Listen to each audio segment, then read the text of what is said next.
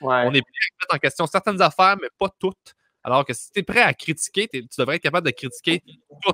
Ce que toi tu penses, pourquoi tu le penses, ce que l'autre pense, pourquoi il pense. Puis il y a quelque chose là-dedans. Je ne sais pas si c'est de l'orgueil ou de juste comme je veux pas avoir. Tu veux pas. Je sais pas, tu te renfermes sur ce que tu penses, puis t'es comme fuck non, si tu défais ça, je t'haïs, là. Je sais pas c'est quoi, mais ça me fascine de voir ça.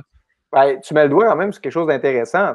Ça nous amène à poser la question pourquoi, à l'origine, on a cherché à connaître des choses? Ouais. Pourquoi, mettez-vous dans la peau, par exemple, de quelqu'un qui a 150 000 ans, vous vivez tout nu dans le bois, vous voyez une foudre pour la première fois de votre vie, vous demandez c'est quoi cette style d'affaire-là? Ben, à un moment donné, plus tard, vous allez dire ah, ben, c'est simple, c'est un éclair, ou vous allez dire ah, c'est Zeus qui a envoyé un signe, qui s'est fâché parce qu'on a fait quelque chose de pas correct.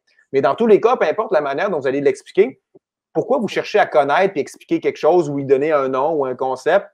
C'est pour plus avoir peur. Okay. Les gens cherchent à connaître pour s'affranchir de cette peur-là. Parce que tu as plus de contrôle. Plus de contrôle, parce qu'évidemment, là, ce qu'ils font face à quelque chose qu'ils ne connaissent pas, c'est déstabilisant, c'est quelque chose d'insécurisant, c'est quelque chose d'anxiogène. Fait que veut pas, l'organisme, pour se protéger, ben, il va vouloir rétablir l'équilibre, rétablir l'homéostasie. Qu'est-ce qu'il va faire?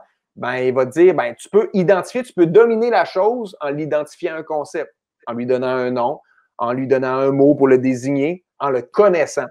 L'acte de connaître, là, c'est un acte de domination. C'est ça qu'il faut comprendre.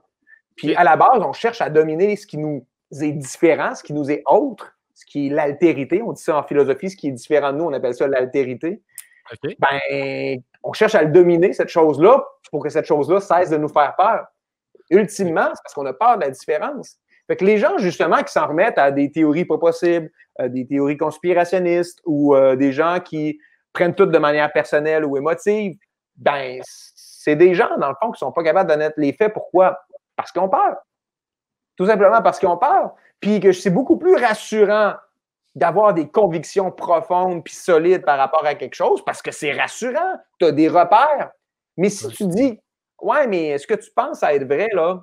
Ça se peut que ça ne le soit pas. C'est insécurisant, sacrément. Tu perds tes repères, tu perds tes balises, tu perds ta possibilité de t'orienter dans le monde. Fait que les gens ne veulent pas ça, justement. Les gens ont la chienne. Puis la connaissance, il ne faut jamais oublier que c'est juste le prolongement de notre instinct de conservation.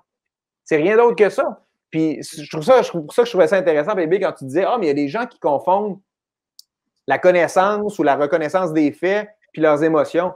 Mais dans les faits, là, il n'y en a pas de différence.